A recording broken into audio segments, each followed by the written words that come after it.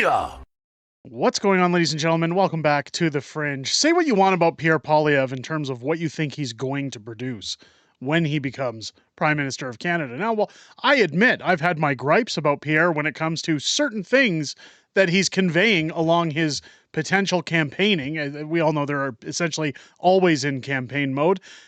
I will call a win, and what I was glad to see today after yesterday's and this morning's announcement of Donald Trump's tariffs that are coming against Canada and Mexico if people like Trudeau and his failed woke policies can't secure the border, is that Pierre finally starts talking the way I've wanted him to talk for a long time. We're starting to see old-fashioned Pierre come back, and I'll take a win for a win. I want to show you guys what happened in the House of Commons today, because it leads up to a press conference that Pierre has had today where he says he's going to put Canada first. Now, I don't know about you guys, but it's so refreshing to finally hear that. Let's take a look at what went down today in the House of Commons while Justin was back fresh off of handing out friendship bracelets and dancing with minors at a Taylor Swift concert.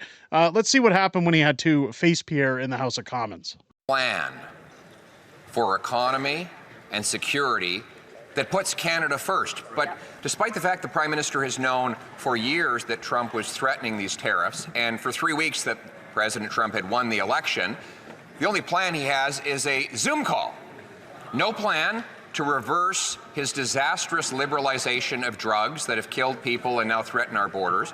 No plan to fix the broken borders that he caused. No plan to cancel the tax increases that will drive billions and many jobs away. Where's the plan to put Canada first? The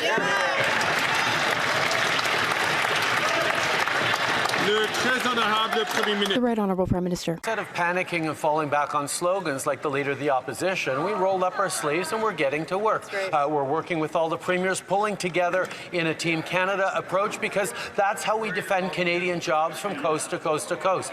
I spoke with Donald Trump yesterday evening, talked about how important it was for us to work together to solve some of the challenges we're facing as a continent, as countries, but also work to grow our economy, protect our workers on both sides of the border.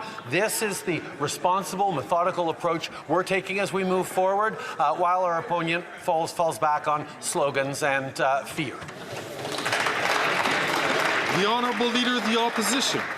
He spoke with the incoming president, and moments later, Mr. Trump put out a tweet slapping a 25% tariff on Canada. So that worked about as well as the Prime Minister's efforts on Buy America and softwood lumber, which continue to be penalized, even though the previous Conservative government got both of those things lifted. Now move over to drugs. The Prime Minister's disastrous legalization and liberalization of drugs has the Americans worried, in addition to costing 47,000 deaths in Canada.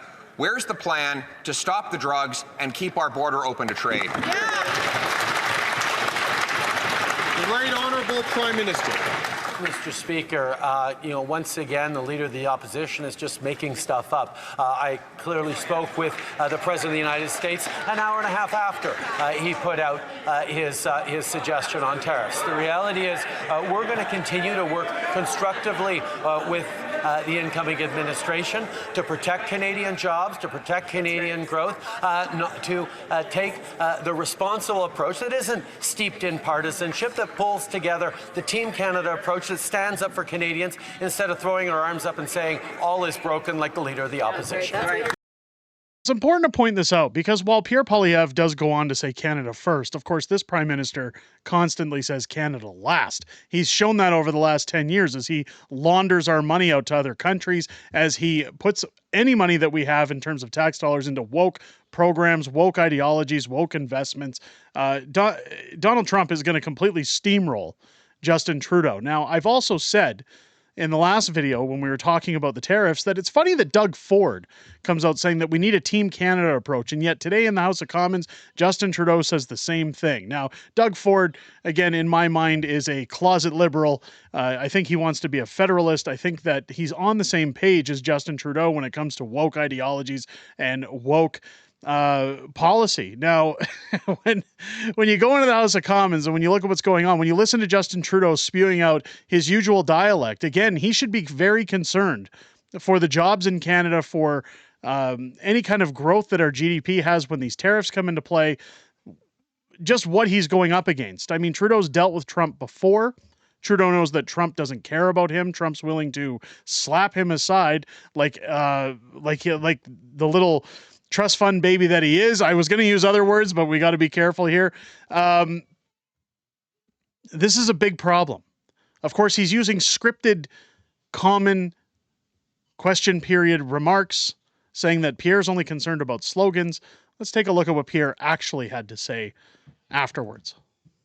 We trade almost twice as much with the Americans as we trade with the rest of the world combined. Trade with the U.S. is 40% of our economy. President Trump yesterday made an unjustified threat of a 25% tariff on our already weak and shrinking economy. Justin Trudeau and Chrystia Freeland were surprised, amazingly. Everyone else knew something like this could be coming because President Trump had been talking about it for years on the campaign trail. Yet 20 days ago, Chrystia Freeland said, "Don't worry, Canada will be fine." Apparently, neither she nor Justin Trudeau were following what the incoming president was saying. Now, that's relevant when we go again to these tariffs, that Chrystia Freeland, as you again go back to that video from earlier this morning, Chrystia Freeland once again putting out a generic, almost AI-written statement stating that, hey, we're going to work with them. We're going to figure things out. When has this Liberal government ever figured things out for Canadians? Let's take a listen as to what Pierre had to actually say. And this is, again, where I give him a little bit of props in the finally department. I wish that he had said this earlier. I know he's shown the desire for this earlier, but it's nice to see him coming out, telling the press this, getting a little more aggressive. Let's take a listen. About a week ago, Justin Trudeau admitted that he broke our immigration system, and that brings new challenges. His own published documents show there are 4.9 million people here temporarily that are supposed to leave by December 31st of next year, 13 months from now. 4.9 million people. We asked what the plan was to track their departures, and yesterday his immigration minister said, "We're just going to take people at their word." He admits that there have been 2 ISIS terrorists allowed into our country. What is the plan to protect our security and reinstate sovereignty over who is in our country? Military. Justin Trudeau has demolished our military with poor decisions, botched procurements, and wasted money. One thing he could do today is announce that his planned billion-dollar cut to the military is cancelled, and then present a real plan to reallocate money away from lower priorities towards rebuilding our military and reinforcing our military security over North America. Now, what Pierre has to say there is perfect, because it really highlights just what the problem in our country is. This is the same thing that Donald Trump is talking about in terms of securing borders. Canada has 4.9 million temporary residents in the country. Now, whether or not that's temporary foreign workers or whether we're talking about asylum seekers, I'd like a little more clarification on that. But that's 5 million people sitting in this country that are expected to leave within the next 12 months. It's very alarming to hear that the Liberal government just wants to say, well, we'll just take them at their word. Hopefully they leave. This is where, if you think things are bad as it is, especially in the job market, a lot of these people will end up working for family members, cousins, relatives, taking money under the table. It'll be no different than you've seen in the southern U.S. Or southern states in the U.S. where people slip over the Mexican border, essentially live there, work for free, or work under the table, I should say, not for free. They work tax-free under the table. And it ruins a lot of jobs for people, and it ruins the economy. Now, you're going to have people coming in saying, well, they're doing all the jobs people don't want to do. And, you know, we should just let them in anyways. Well, look at where it's gotten our economy. Look at where it's gotten our crime. How many millions and millions of dollars is it going to cost us when Pierre becomes prime minister to procure the right people to make sure that they're following these individuals, these 4.9 million individuals, to ensure that they've left, that they continue to leave, and that they follow protocol. One of the best things to come out of this press conference, and one of the things I want to highlight here, is when he gets to questions from the press. Pierre finally says what is so refreshing to hear. Now, I know he's always felt this way, but when you put it in terms like this, it's so refreshing that I can't wait for this man to be running our country. Here we go. What do you think about the idea of Canada striking a separate bilateral agreement with the U.S., separate from Mexico? Do you endorse that idea? Canada first. Let's put it this way. One, I only care about Canada. I want to put our country first. Two, America is responsible for over 60% of our trade. We trade more with the U.S. than we do with the rest of the world combined. I will do what is necessary to preserve and protect that relationship above all others. Isn't it great to hear that? Isn't it great to finally have what looks like a leader in this country? Somebody who doesn't sit and say, oh, we got to worry about diversity, equity, inclusion. We got to work together. We're going to do the best we can. No, Canada first. We're looking after Canada. I've been saying this from day one. We're happy to take anybody, anytime we can. Immigration, people coming here to make their lives better if they're actually going to contribute, be a part of the system. But we need to look after our own. Once we can afford to look after ourselves, and once we're stable, we can start looking after others and helping out. Take a look at this question that comes in as well. Again, showing nothing but pure leadership here. Should Canada have less reliance on American trade, in your view? That's a nice idea. It's a very nice idea. We live next door to the biggest economic and military superpower in the history of the world. We can fantasize about other trade partners, but I'm interested in reality. We've been fantasizing for the last 9 years, and look where it has got us.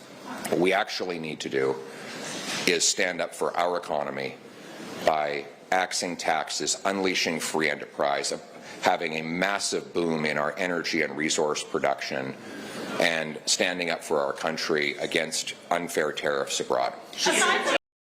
There it is, ladies and gentlemen. You want to talk about sunny ways? I think that's about as sunny as it's going to get for us. A prime minister that actually wants to get our products to market, that wants to create jobs, that wants to boom our industries and see Canadians thrive once again. This is such good news. And whether people say, well, it's not happening right now, is it? It's not going to happen for another 12 months. I don't care when it happens. It is so refreshing to know that good days, better days, are on the way.